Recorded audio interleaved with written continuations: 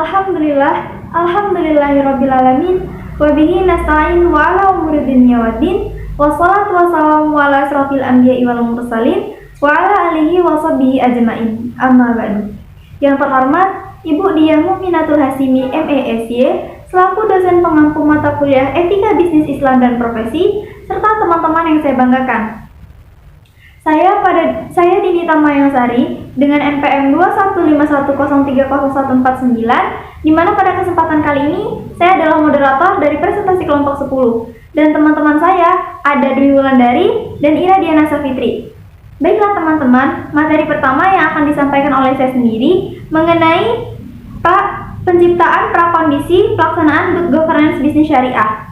Apa sih pengertian dari Good Governance itu? Menurut UNDP, Good Governance adalah suatu hubungan sinergis dan konstruktif di antara pihak swasta dan masyarakat, di mana kunci utama Good Governance adalah pemahaman asas prinsip-prinsip yang ada di dalamnya untuk menjadi tolak ukur.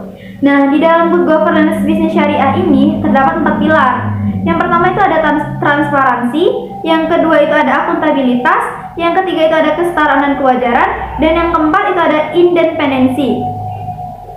Lanjut, yaitu asas Good Governance Bisnis Syariah, di mana asas Good Governance Bisnis Syariah ini mengacu pada 2 aspek. Yang pertama ada aspek spiritual, yang kedua itu ada aspek operasional. Nah, aspek spiritual ini merupakan aspek yang mendasari bisnis syariah karena berkomitmen untuk mewujudkan bisnis yang halal dan thayyiban.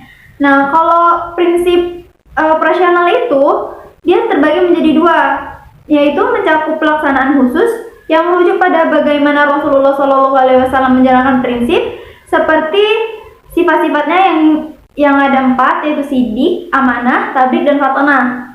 Nah, kalau misalkan yang bersifat umum itu sifatnya itu disebutkan sebagai berikut. Yang pertama itu ada transparansi, akuntabilitas, dan yang ketiga itu ada responsibilitas, dan yang keempat ada independensi.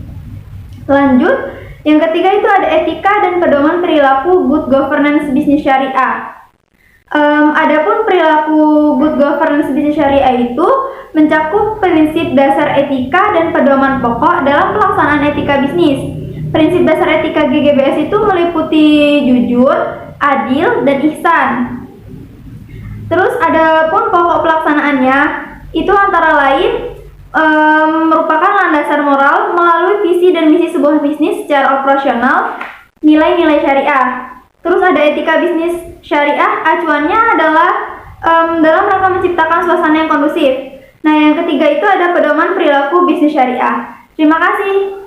Selanjutnya, materinya akan disampaikan oleh teman saya. Baiklah, di sini saya Dwi Wulandari ingin melanjutkan materi dari saudara Dinita. Berikut organ perusahaan dalam bentuk perseroan terbatas. Itu ada 5. Yang pertama, rapat umum pemegang saham. Yang kedua, dewan komisaris dan direksi. Yang ketiga, dewan komisaris. Dan yang keempat, dewan pengawas syariah. Dan yang kelima, direksi. Terus, kepemilikan entitas. Kepemilikan entitas bisnis syariah menurut GGBS diatur dalam prinsip dasar dan juga pedoman pokok pelaksanaan. Dalam prinsip dasar kepemilikan entitas bisnis syariah mengatur tentang kepemilikan entitas bisnis syariah yang berbentuk perseroan terbatas, yaitu pemegang saham, perusahaan yang menyatakan bahwa pengelolaannya berdasarkan prinsip bisnis syariah, dan yang terakhir pemegang saham sebagai pemodal. Pemangku kepentingan bisnis.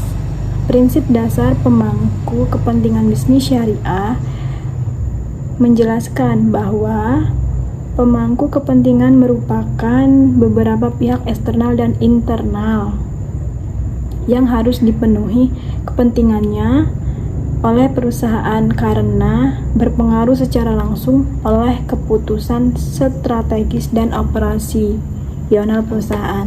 Terima kasih. Selanjutnya akan dilanjutkan oleh rekan saya. Assalamualaikum warahmatullahi wabarakatuh. Saya Iradiana Safitri, NPM 21510303265. Di sini saya akan melanjutkan materi dari Dwi Wulandari. G. Praktik-praktik umum bisnis syariah. Cara kerja bisnis berbasis syariah dijalankan dengan hukum-hukum syariah. Berikut dasar hukum syariah tersebut. Produk yang dibuat harus halal. Pada bisnis berbasis syariah tidak boleh memperdagangkan sesuatu yang haram. Ada 3 contoh dalam praktik umum berbasis bisnis syariah. 1. Wisata dan travel religi. 2. Penitipan anak Islam. 3. Distro Islam.